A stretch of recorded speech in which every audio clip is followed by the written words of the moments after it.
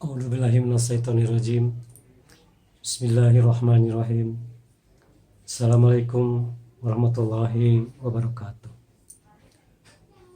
Saudara-saudara setitik embun yang saya cintai, saudara-saudara setitik embun yang luar biasa, pada kesempatan kali ini setitik embun akan menyampaikan tentang sebuah buku yang dikatakan sebagai peta hidup. Suatu ketika, seorang berkebangsaan Inggris baru kembali dari New York. Dia sampai di Bandara Heathrow di Inggris. Ketika mau turun dari pesawat, dia melihat tempat duduk di sebelahnya ada sebuah buku yang ketinggalan. Dia pikir mungkin buku itu milik orang yang tadi duduk di sebelahnya. Kemudian dia ambil. Ternyata orang yang tadi duduk di sebelahnya udah jauh melangkah meninggalkan pesawat. Namun ia pun keluar mengejarnya. "Wahai teman, ini bukumu ketinggalan." Orang yang tadi duduk di sebelahnya udah sangat jauh dari dia. Dengan berteriak pula dia menjawab, "Sudahlah, buku itu untukmu saja. Untukmu saja." Dengan rasa heran, orang yang berkebangsaan Inggris itu memegang buku karena penasaran. Maka dia duduk di ruang tunggu keluar dari Bandara Heathrow itu. Dia buka dan buka. Tak terasa air matanya menetes mengalir pipinya. Dia sungguh terharu dengan buku itu. Sambil geleng-geleng kepala, tak henti air matanya mengalir. Kemudian buku itu dia tutup dan dia bergegas keluar. Akan menuju rumah saudaranya di kota London.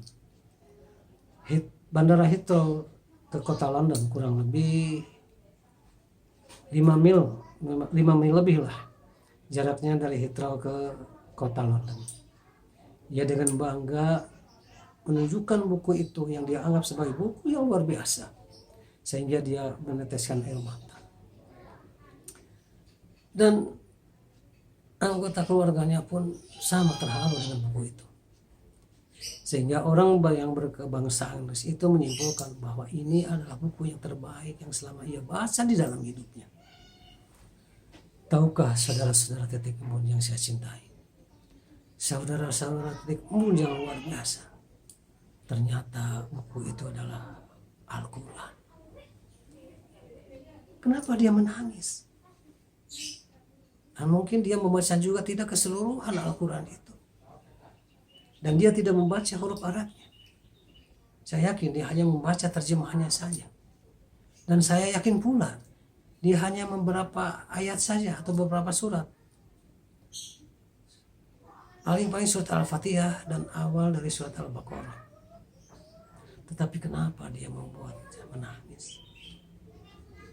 Kenapa dia masa terharu dan bangga ingin menunjukkan kepada saudara-saudaranya? Begitulah cara Allah memberikan petunjuk kepada seseorang, sehingga kita sebagai kaum muslimin, khususnya saya sendiri, sungguh luar biasa cara Allah memberikan petunjuk kepada umatnya untuk mengerti Al-Quran. Kita yang sudah dari kecil, kita yang sudah membaca Al-Quran rutin dan setiap salat, dan mungkin bertadarus pada waktu-waktu tertentu, pernahkah menangis dengan bacaan Al-Quran itu? Atau minimal pernahkah bersedih dengan Al-Quran itu? Atau pernahkah merasa takut dengan isi-isi ancaman dari Allah di dalam Al-Quran? Pernahkah merasa takjub dengan keluar biasaan hikayah-hikayah Al-Quran? Makanya Allah menyuruh kepada kita melalui surat An-Nahl ayat 98. A'udzubillahi minasyaitonirrajim. Fa idza qara'tal Qur'an fasta'id billahi minasyaitonirrajim. Saya yakin saudara-saudara titikmun semuanya pasti membacakan ta'awud sebelum membaca Al-Quran. Namun sudah benarkah bacaan ta'awudnya itu? Namun sudah diresapilah makna dari ta'awud itu? A'udzubillahi minasyaitonirrajim. Ya Allah, lindungilah kami dari godaan setan yang terkutuk. Pernahkah kita membacakan terkutuknya seperti apa setan itu? Setelah setan terusir dari surga karena tidak mau bersujud kepada Adam, Allah mengusirnya dari surga. Namun tetap setan atau iblis itu congkak dan sombong. Dia menerima kutukan Allah tapi dengan syarat beri kesempatan untuk menyesatkan manusia, untuk menggoda manusia. Mungkin karena kita tidak berta'awun dengan sungguh-sungguh hati, maka ketika kita membaca Al-Quran tidak merasa tertarik untuk mengetahui terjemahannya, tidak merasa tertarik untuk dalam mempelajari tafsir-tafsirnya.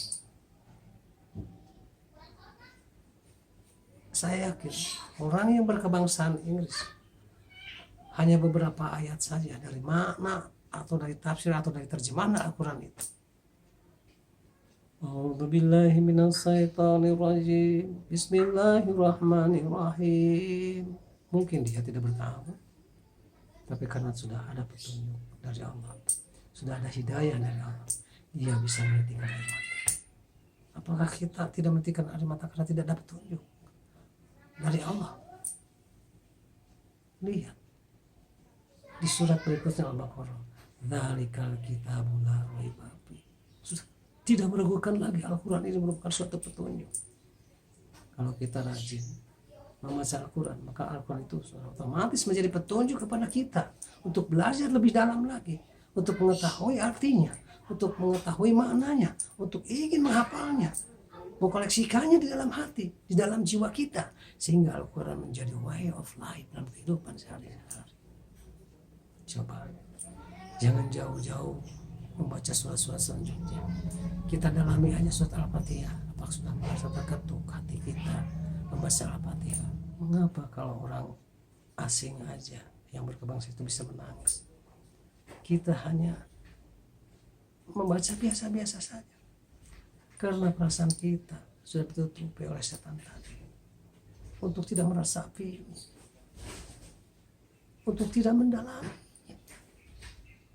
Sahabat-sahabat Titik Embun yang saya cintai, sahabat-sahabat Titik Embun yang luar biasa, jiwai dari setiap ayat-ayat Al-Quran, pahami maknanya.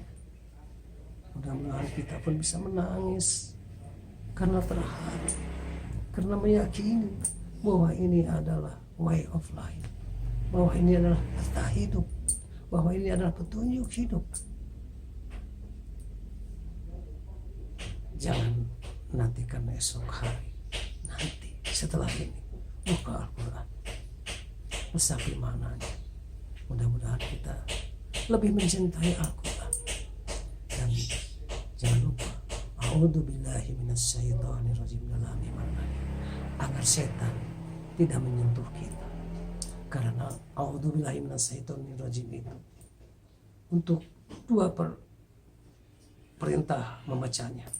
Satu, ketika kita akan membaca Al-Quran, agar setan tidak menutupi keinginan kita membaca Al-Quran lebih banyak lagi, agar setan tidak menghalangi kita untuk mengetahui maknanya, agar setan tidak menghalangi kita untuk menjalankan syariat yang ada di dalamnya.